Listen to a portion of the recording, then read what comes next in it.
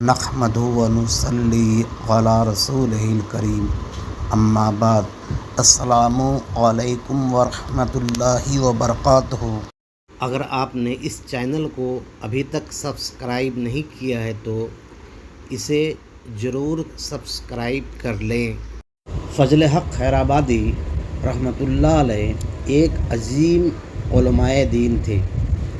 انہوں نے ایمان کی تحفظ کے لیے اسماعیل دہلوی کی تکفیر کی، پھر ملک کو آزاد کرنے کے لیے جہاد کا فتویٰ دیا اور 1857 کی جنگ آزادی ہوئی اور آپ گرفتار کر لیے گئے۔ آپ 20 اگست 1861 میں جزائر انڈمان کے جیل میں انتقال فرما گئے۔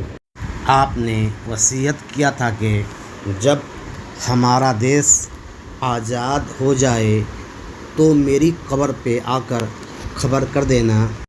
وآخر دعوانا الحمد للہ رب العالمین۔